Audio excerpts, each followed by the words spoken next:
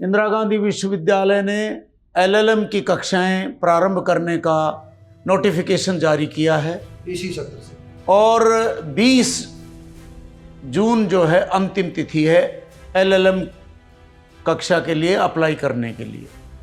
Fees 60,000 रुपये प्रतिवर्ष रखी है, जबकि ये एक छोटा सा उभरता हुआ विश्वविद्यालय है जहाँ पर संसाधनों की बहुत भारी कमी है। हरियाणा में 22 विश्वविद्यालय कार्यरत हैं और दुर्भाग्य के साथ महर्षि दयानंद यूनिवर्सिटी का बजट 110 करोड़ रुपए है, जबकि आपकी यूनिवर्सिटी का मात्र 7.5 करोड़ बजट है।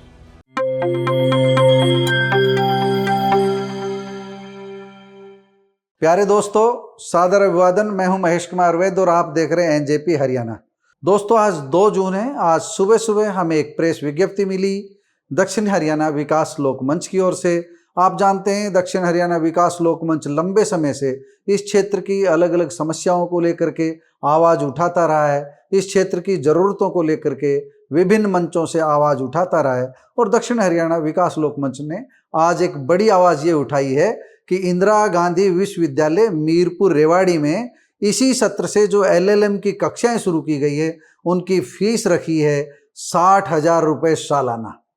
इसी बात का विरोध किया है दक्षिण हरियाणा विकास लोक मंच में और एनजेपी हरियाणा भी इस मुहिम के साथ है, इनकी आपत्तियों के साथ है। और साथ इसलिए है क्योंकि जब रोहतक जाते हैं महर्षि दयानंद विश्वविद्यालय रोहतक, वहाँ पर फीस है 18,000 रुपये सालाना, जबकि रेवाड़ी में इंदिरा गांधी यूनिवर्सिटी ने फीस रखी है 60,000 रुपये सालाना।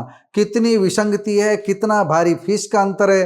रोष होना स्वाभाविक है और इसी रोष की अभिव्यक्ति के लिए हमारे साथ मौजूद हैं दक्षिण हरियाणा विकास लोक मंच के जनरल सेक्रेटरी रामअवतार एकलव्य। रामअवतार एकलव्य वो शख्स हैं जिनके पास 20 पीजी की डिग्रियां हैं, यानी 20 विषयों में जिन्होंने पीजी की हुई है और 7 विषयों में पीजी के साथ साथ हम ये कह सकते हैं कि नेट जीआरएफ क्वालिफाई करके ये अव्वल नंबर लेकर के अग्रिम पंक्ति में खड़े हुए।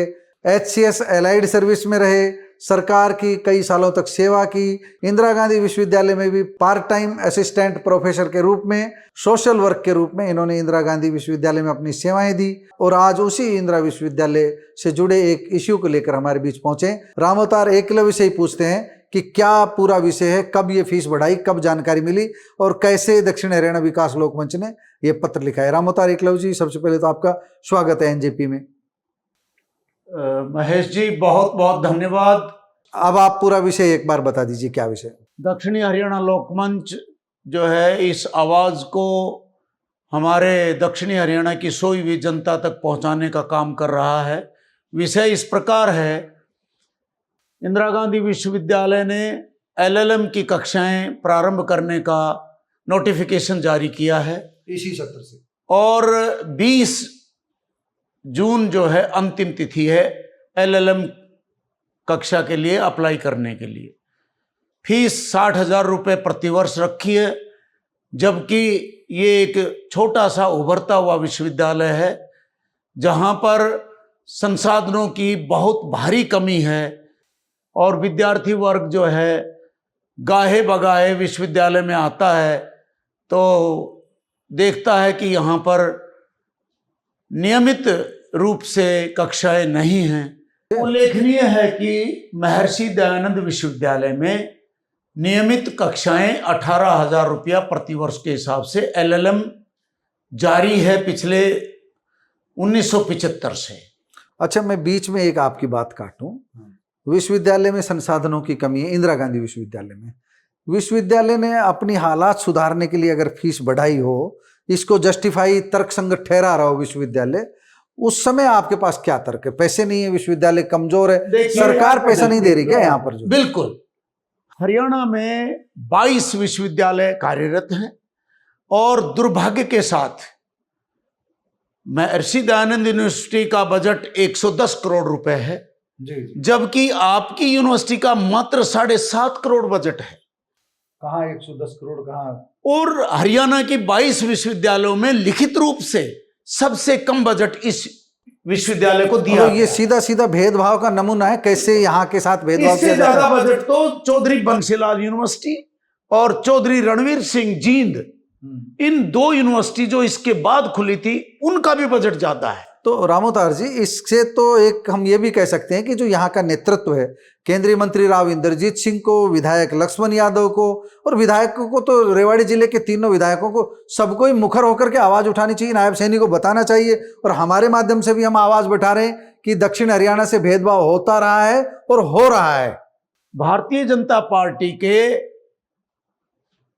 माननीय प्रधानमंत्री जी ने 22 सितंबर 2015 को पानीपत में बेटी बचाओ बेटी पढ़ाओ कार्यक्रम किया, और उसी कड़ी में हरियाणा सरकार को बेटियों की शिक्षा का प्रोत्साहन देने के लिए LLM में 18,000 ही फीस रखनी चाहिए, क्योंकि ये गरीब इलाका है, पिछड़ा हुआ इलाका है और राजनीतिक चेतना शून्य है। इसलिए सारा दोष जो है यहाँ के राजनेताओं ये फीस आप महिलाओं की बात कर रहे हैं, ये महिलाओं के लिए LLM में ये फीस है 60,000 या सभी के लिए? हमारी यूनिवर्सिटी में 80% बेटियां ही शिक्षा लेने आती हैं। मतलब आपका कहना ये है कि भाई ज्यादातर बेटियां एडमिशन होंगे ज्यादातर, जो तो उनको फायदा मिलेगा जो। हाँ जी, तो ये माननीय प्रधानमंत्री जी की जो स्कीम है उसको भी पलीता लगाने का जो है वाइस चांसलर साहब ने शुरुआत की है। चलिए, आपने रामावतार एकलव्य जी की बातें सुनी, हमने भी अपनी बात कही। यूनिवर्सिटी ने जो फीस 60,000 रुपये रखी है LLM में एडमिशन के लिए, इसी सत्र से LLM शुरू हुई है, उस फीस को लेकर के पुनर्विचार किया जाना चाहिए। यह अनुरोध हमारे माध्यम से रामावतार एकलव्य कर रहे हैं हरियाणा सरकार से।